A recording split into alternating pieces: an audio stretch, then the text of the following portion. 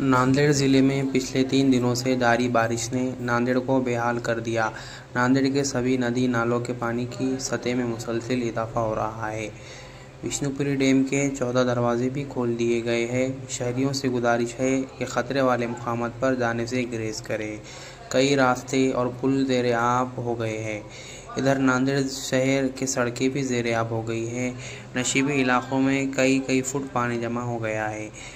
In इलाकों के घरों में पानी दाखिल होने से उन इलाकों के मकीनों को बड़ी परेशानियों का सामना करना पड़ रहा है। बारिश की वजह से कई लोगों का नुकसान भी हुआ है। खासकर काश्तकारी करने वाले किसानों का बहुत ही ज़्यादा नुकसान हुआ है। ऐसे में आज रियासत महाराष्ट्र के साबिक वज़ीर व कांग्रेस के सीनियर लीडर अमित भैया देशमुख ने नांदेड़ हिलाल नगर, पाकिजा नगर, बिलाल नगर, रज़ाक कॉलोनी, निमरा कॉलोनी, भावेश्वर नगर, देगलूर नाका और दीगर मुकामात का दौरा किया। लोगों के हाल व अहवाल को सुना, उन्हें दिलासा भी दिलाया और हुकूमत की जानिब से मदद दिलाने का भी तयक़ुन दिलाया।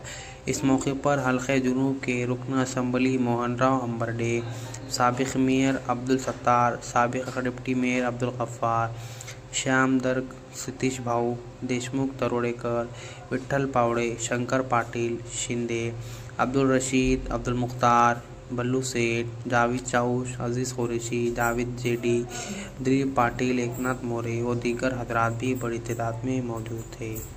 आज काँग्रेस पक्षाच्या वतीनं अतिवृष्टीमुळे मराठवाड्यामध्ये अनेक ठिकाणी नुकसान झालेलं आहे आणि नांदेड येथे अधिकच नुकसान झाल्याचं चित्र आपल्याला पाहायला मिळतं।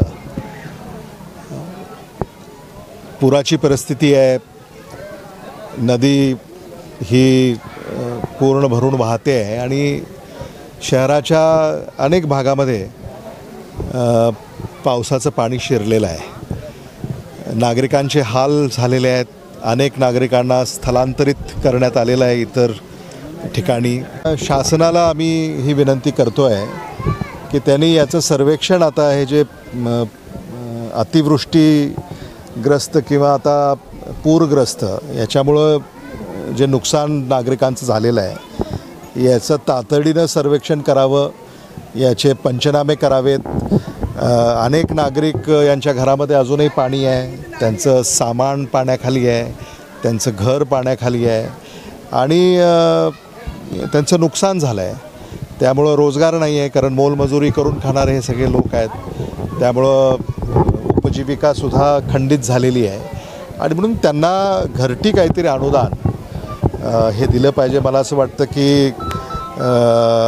यापूर्वी जेव्हा पूर असा आला होता 2005 साली, त्यावेळेला घरटी 5,000 रुपये अनुदान महाराष्ट्र शासनानं दिलं होतं आणि आता त्याच्यात वाढ करून 2005 आणि आता 24-25 मध्ये आपण आहोत, 20 वर्ष झालेली आहेत। त्यामुळं 25,000 रुपये घरटी महाराष्ट्र शासनानं मदत करावी अशी आमची मागणी आहे। आणि बातम्या आपल्याच माध्यमातून आम्ही ऐकतोय की अनेक ठिकाणी पिकांचं नुकसान झालेलं आहे। त्यामुळे ती पाहणी सुरू आहे। अनेक ठिकाणाहून आम्हाला माहिती मिळते आहे। मला असं वाटतं की काँग्रेस पक्षाच्या वतीनं एक सविस्तर निवेदन हे शासनाला काही दिवसामध्ये देण्यात येईल। नांदेड़ की सियासी, समाजी, माशी और अवामी खबरों के साथ इश्तिहारात के लिए हमसे राब्ता करें।